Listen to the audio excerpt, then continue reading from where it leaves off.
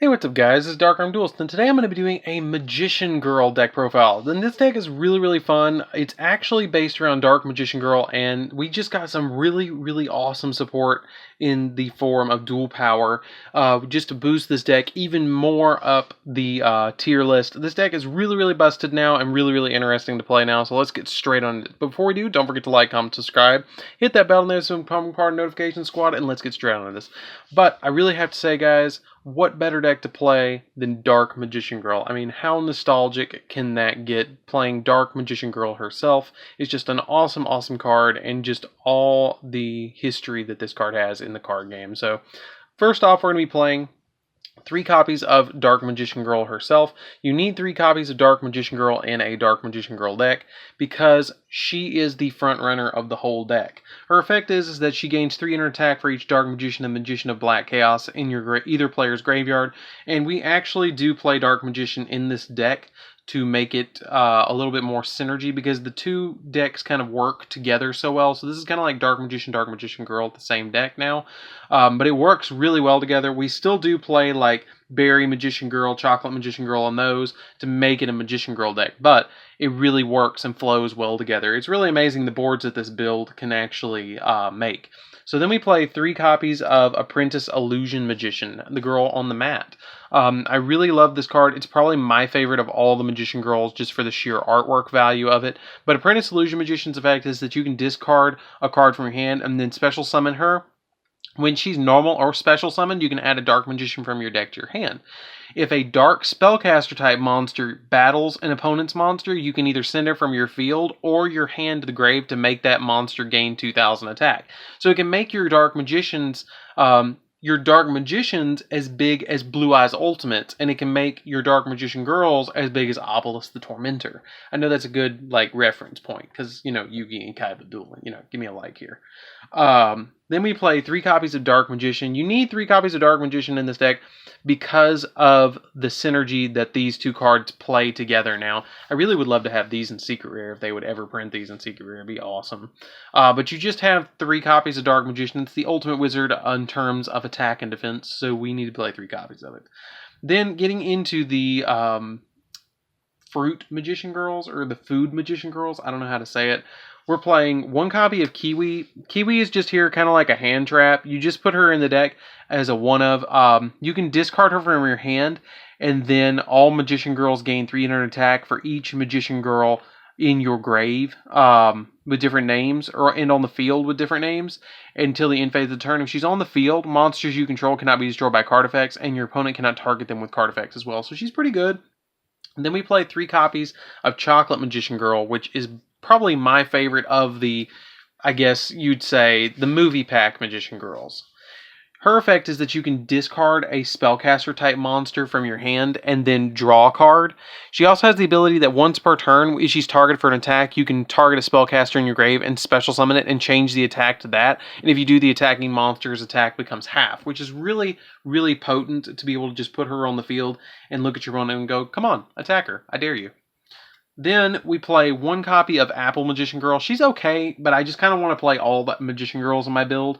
And she's good as a one of. I wouldn't ever play her maybe more than 1 or 2 in any build.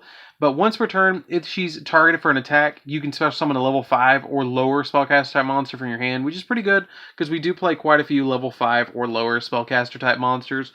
She also has the ability that if you do, you change the attack target to that monster and half the opponent's monster's attack. Then she's destroyed by battle or by card effect. You can target up to 3 Magician Girls in your grave with different names and add them to your hand. So she's a good one of just to be able to do that. 1 copy of Lemon Magician Girl. She's the most underwhelming of all of them for attack and defense and ability. You contribute her.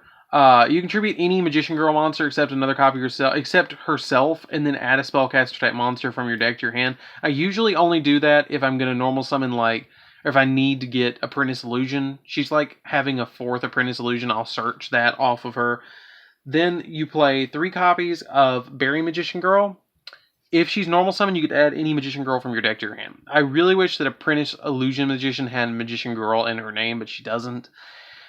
But she, alas, doesn't. So she's kind of like Maiden with Eyes of Blue. If she's targeted with a card effect or with an attack, you can change her battle position if you do special summon a Magician Girl from your deck.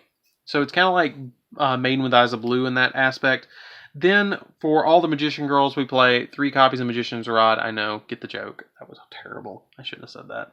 But when she's normal summoned, you can add a spellcaster type, or add a spell or trap that specifically lists Dark Magician in your card text, which is really important to being able to add those cards to deck from your deck to your hand. For the final 3 monsters, we just play 3 copies of Ash Blossom because you need the 3 Ash Blossoms in this build to be able to stop your opponent from doing things while you're trying to get your cute little Magician Girls on the field. So that's it for the main deck monsters. Let's get into the spells, guys.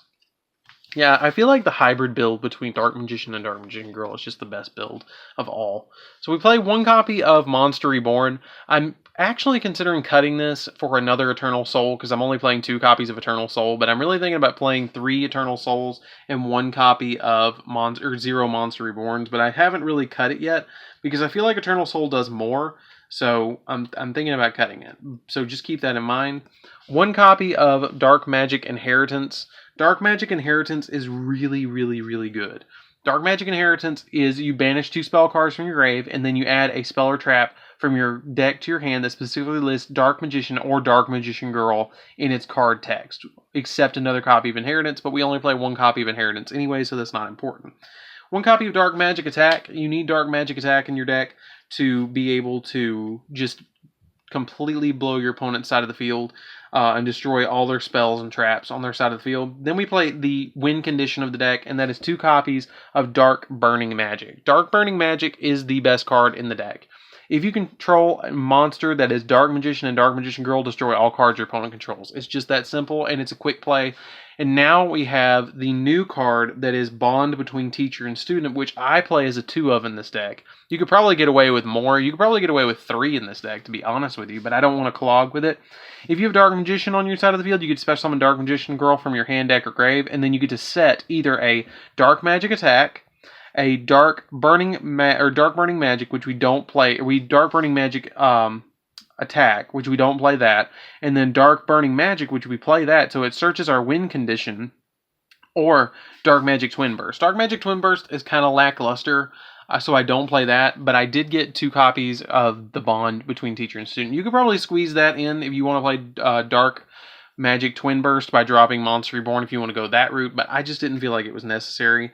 Then we play 2 copies of Eye of Timaeus just to be able to go into our extra deck and special summon any monster that lists either Dark Magician or Dark Magician Girl as a material, which is pretty cool, and I really love that ability. And then for the final 3 spells, we play 3 copies of Dark Magic Circle. You need the Dark Magic Circles in this build to be able to add Dark Magician spells and traps directly off the top of your deck. It's kind of like Pot of Duality, and if you special summon Dark Magician from your anytime, it just immediately banishes a card, which is amazing, off your opponent's side of the field, and I really love that ability, but it's only once per turn. So that's it for the spells, guys. Let's get into the traps. So for the traps, we're going to be playing 2 copies of Eternal Soul. You really just need the double Eternal Soul. I thought about, like I said, bumping it up to 3, but I kind of just played it at 2 for now. It really, it helps and hurts all at once because I'm not really that focused on getting Dark Magic Attack on my side of the field. And once I summon like 1 Dark Magician, I'm okay. And the con of this card is like if you special summon, if this is destroyed while it's on the field, it destroys all your monsters, which kind of sucks. Then for the final 3 cards of the deck, we play 3 copies of Magician's Navigation. This will probably never change in this build. You could special summon a Dark Magician from your hand, then special summon a level 7 or lower Dark Spellcaster type monster from your deck. So if you just open up like Dark Magician in your hand, like really quickly, if you open up Dark Magician or Apprentice Illusion Magician, and you can special summon the Apprentice Illusion Magician to your side of the field, and a Dark Magic Attack, or Bond between Teacher and Student. If you open up this and the Magician's Navigation, you just set the Magician's Navigation, special summon this or this somehow with the Magician's Navigation, special summon Dark Magician Girl from your deck, like so, with the Magician's Navigation, and then activate Dark Burning Magic and blow your opponent's board, and you've pretty much won at that point because your opponent has probably been set back to the point that they don't have any assets to be able to go off anymore after that. So, I mean, you can do it twice, which is crazy. So that's it for the main deck and really quick combo. Let's get into the extra deck. So for the extra deck, we're going to be playing one copy of Dark Magician Girl, the Dragon Knight, because we can go into it. One copy of Dark Paladin. This card can actually be summoned off of your Eye of Timaeus because it specifically lists Dark Magician as a material. So you can special summon any of the fusions off of your Eye of Timaeus. Amulet Dragon. This card has its certain moments. I probably make this least in the whole deck. And then one copy of Dark Magician, the Dragon Knight.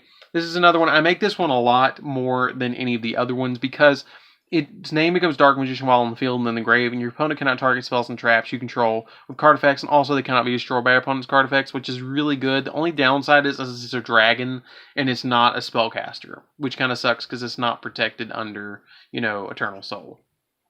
So then we play one copy of Boral Sword because we can make it and OTK our opponent. Boral Load, same reason, take their opponent's monsters and win. Nightmare Unicorn, just to bounce stuff on our opponent's side of the field. Summon Sorceress, just to special summon stuff that we need. 2 copies of Crowley, which came out of Dual Power. I actually didn't realize how good this was for, magician decks at all, like Dark Magician and Dark Magician Girl, because it has the ability that you can only use this effect once per turn, but once per turn, each turn, one level 5 or higher spellcaster type monster can be normal summoned without tributing, which is just really awesome because I can just automatically normal summon Dark Magician Girl or automatically normal summon my Apprentice Illusion or my Dark Magician itself. Like, you can normal summon any of these 4 from your deck off of Crowley, like Dark Magician Girl, Apprentice Illusion Magician, and your Kiwi Magician as well. Any of these 4 can be normal summoned off of Crowley's effect, which is just really, really good.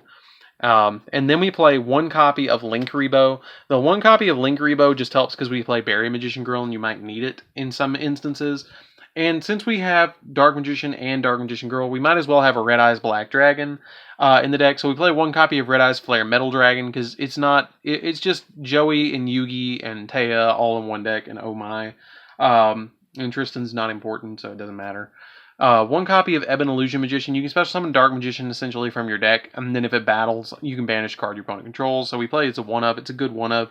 Photon Strike Bouncer to negate monster effects, and Nerado, the Moral Leader, to negate spells and traps. I make this all the time. You could actually probably play 2 of this and maybe drop Summon Sorceress if it gets hit on the next list, if you want to. And if you want to somehow fit like Dark Cavalry in here, and drop maybe Boral Load if you want to play Dark Cavalry. I didn't play it in here. I didn't feel like I needed it. So that's it for the deck profile, guys. I hope you enjoyed this one. This one's really, really awesome. I really enjoy doing Dark Magician Girl's deck profile. It's probably one of my favorite decks of all time. It's just such a good, wholesome deck to be able to play. Just being able to summon the nostalgic Dark Magician Girl. So anyways, guys, don't forget to like, comment, subscribe. Hit that bell to become part of the notification squad. And I'll see you guys in the next video. And don't forget to hit the subscribe button in the middle of the screen. See you later, guys.